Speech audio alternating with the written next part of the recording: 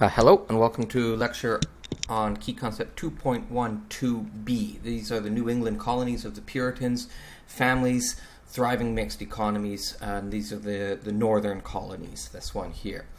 And before we get into it, we need to look at the religious terms: Catholic, Anglican, Puritan, Protestant. What do these all mean? And in relation to England. So within England, in the 1500s, there's the Roman Catholic Church.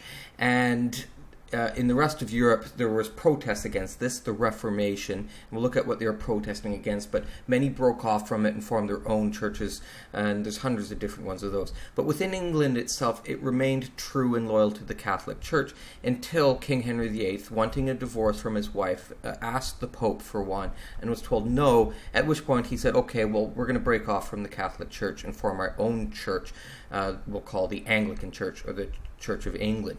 Now, this kept all of the same things as the Roman Catholic Church, except the Pope as the leadership, and now we have the King or Queen as the head of the church. And so there are people who are protesting against this, the same reasons why they're against the Catholic Church. So what are these things that people are protesting against? Well, it's all those displays of wealth and power and authority, like the music, the Latin. It's in a language most people don't understand.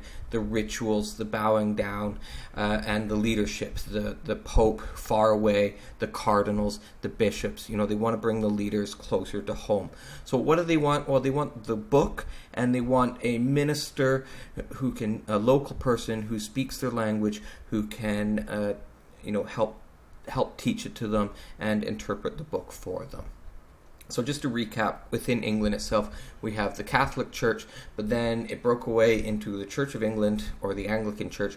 Catholics who remained loyal within England are persecuted, punished, and the Church of England is the church. It's the official church. It's the same as the government. And then there are those within the church, though, who are saying, it's still kind of Catholically. Can we get rid of those things, those displays of wealth and power? And then there's those who are saying, we can't even change it from within. We need to leave and form our own church. And it's these Puritans and separatists who are going to leave England to be able to set up a community in the New World where they can practice their religion as they see fit. And so they're going off over to Massachusetts in the 1630s. Now, what do these people believe, these Puritans? Well, they are devoted to the teachings of John Calvin, a Swiss theologian, and the idea of predetermination. And if you look at the breakdown, predecided. This is a belief that God has already chosen who will be saved and going into heaven and who will not be saved and going to hell. And you can never know. So you can maybe not care about it. Okay, well, I'll find out when I die. But by not caring, are you then not demonstrating that God has not chosen you? Maybe it's better to be safe than sorry and devote yourself completely towards God as a way to sort of reassure yourself that you are one of the saved people. And so you become, strongly devoted to being good, to being clean, to following the rules, to obeying mother and father. But there's also that doubt and stress and fear that you're not one of the chosen and that you're damned and you're going to hell. Now, the first group that comes over are a group of separatists. They came a little earlier in 1620. What we need to know from them is this Mayflower Compact. They came over on the boat, the Mayflower, and they made a decision that they would act as a community, and all decisions must be made by the majority saying yes to it. So a seed of democracy, this group is coming over, and they're assisted by Native Americans. The larger group's going to come in 1630s. They're going to set up a company to help fund it, and they're coming over as an instant community where women and children are coming over as well. They're coming over as families. These are predominantly middle-class people coming over, and there isn't the disease or the lack of women that really cause a lot of problems in Virginia, in Jamestown. They're persecuted people. They're coming over for the religious freedom, but at the same time, ironically, they have no toleration at all for other people. It's a theocratic society. Church and state are the same thing. Your church leader is the community leader. And strict, clean, sober, hardworking people, as we said. And this term WASPs, they are the seeds of white Anglo-Saxon Protestants. Grew rapidly and orderly, well-educated people. You have to be to read your book, and they're going to set up Harvard pretty early on as well to train ministers. There's what a community might look like. Now, this is an important concept, the city upon a hill. In a statement by their leader, John Winthrop, before we came over, saying to the people, as we go over, we shall be as a city upon a hill. The eyes of all people are upon us. And he doesn't mean literally we're going to go build our city up top of a mountain. What he means is we're going to go over and build a model community. And this becomes the beginnings of American exceptionalism, that America is a model for the rest of the world and the chosen people. But we need to take this idea a little bit further, this city upon a hill.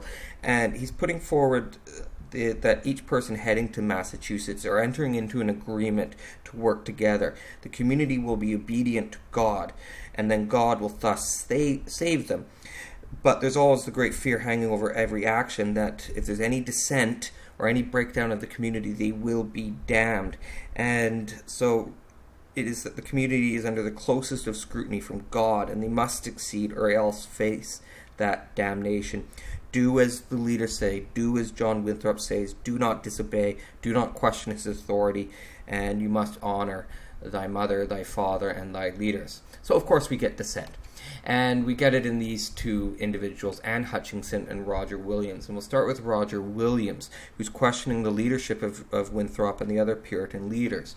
And he's saying, we need to purchase the land from the natives. We have no right to take it from them, which is a very different opinion of the rest of the Puritan leaders. And attending church should be optional. The church should not be our government. We need to separate these. And people should be free to worship God as they please. Now, Roger Williams, he's an upstart. He's a natural leader, but he came to the colony a little bit later. And he's challenging the authority of Jonathan Winthrop, who just absolutely blew up. He's furious that Williams is arriving late in the colony and questioning the authority of the church, which is the government, and he'll be banished for it.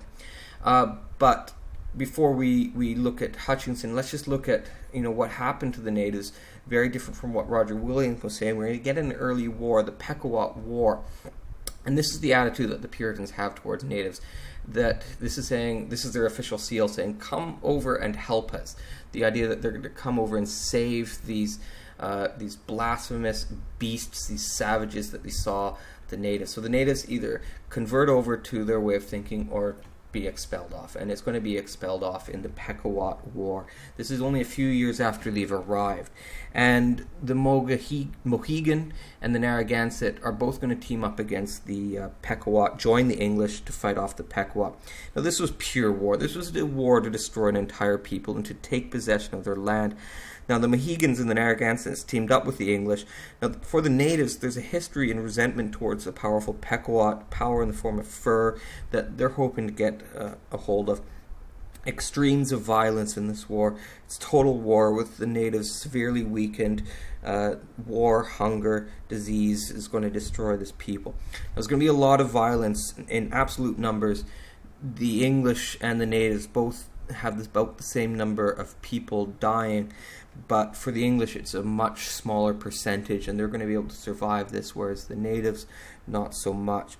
And this war was pure war, and by pure I don't mean good. It was a war straight up, a war set off by murder and vengeance and fueled by misunderstandings and jealousy and hatred and stupidity and racism and lust for power and lust for land, and most of all greed, and all of it headed for a climax of slaughter, which is what this is depicting here.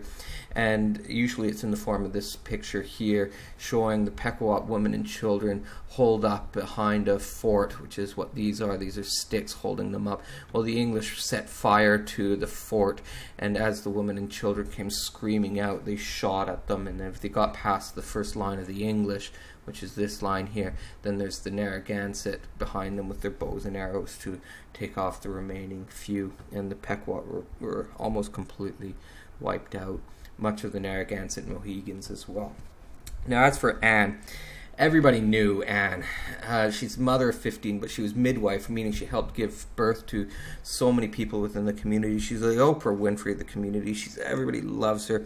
And her religious beliefs are quite dangerous to Jonathan Winthrop and the others.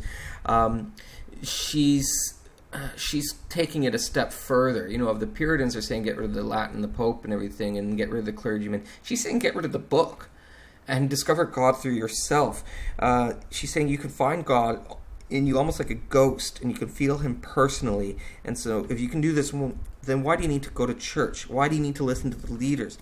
Their entire purpose is gone, and this belief threatened the fundamental conviction on which the Puritans built their state, their church, their daily lives, namely that God's will could only be discovered through the Bible. And this is the roots of American anti-authoritarianism that is prominent throughout their culture, into their deep culture. This anti-authority, anti-intellectualism, you, the individual, are responsible for and sovereign over your own body. For this, she is banished, and she's out. They're both banished. Now, the natives are removed, the dissenters are gone. How do they do? Very well. Subsistence farming, not a lot of farming for trade, and they live in small towns that is run by a congregation. We'll get to that in a moment. And the town is the center of people's lives, so they might be living on small farms near the town, but everybody's close to the town, and there's the common ground that everybody runs on. So it might look like this, with common ground for your cows out here, and then those small little farms out here, and common ground that everybody owns, a town hall where you can come to discuss things, the church as well, which is the center of the life. And they're doing well, living off the sea, the fishing, and the forest, and a lot of shipbuilding going on as well. And they expand out from Massachusetts, where they first started up in Boston, here into Rhode Island and Connecticut. Connecticut, we need to know the fundamental orders of Connecticut, the first real constitution and another seed of democracy. These town halls that they're living in, or that they're meeting at, as well as another sort of seed of democracy. Keep that in mind as well. And the congregation, is a group of people belong to the same church. They elect that leader. Each town had their congregation, and you set up your leaders in them, and becomes the center of the community. Might look like this. That's from the inside. So the New England way, hard work, we've touched on this. Education, they set up Harvard to train ministers. Each town had a public schoolhouse, and representative government through the town halls. So that seeds of democracy. These are people who can take care of themselves. There's an early book, both learning to read and learning your Bible at the same time. So foundations, living in the small towns, anti-Catholic, anti-Anglican, and most coming from middle class. There is some slaves, but there isn't that need for labor that Virginia had, coming in as families and communities, instant community. That work ethic, the education, the opposition to power, the representative government, the majority rule, those seeds of democracy are here. And just to wrap up with a comparison, Jamestown, that early failure but success with tobacco, a lot of land, not enough labor, using indentured servants, the headright system, and then later African slavery, with a large, poor, angry population of mostly men. And in Massachusetts, everything's different, settled by families and instant community. And the city upon the hill, chosen people, much more egalitarian, and attitude to natives, expel or exterminate. We saw in Pequot War, and we'll touch on the King Philip's War in a later lecture. And of course, in Jamestown, there's the Powhatan Wars, that same attitude towards the native people. All right, does that wrap us up? That does wrap us up. All right, thank you very much for listening.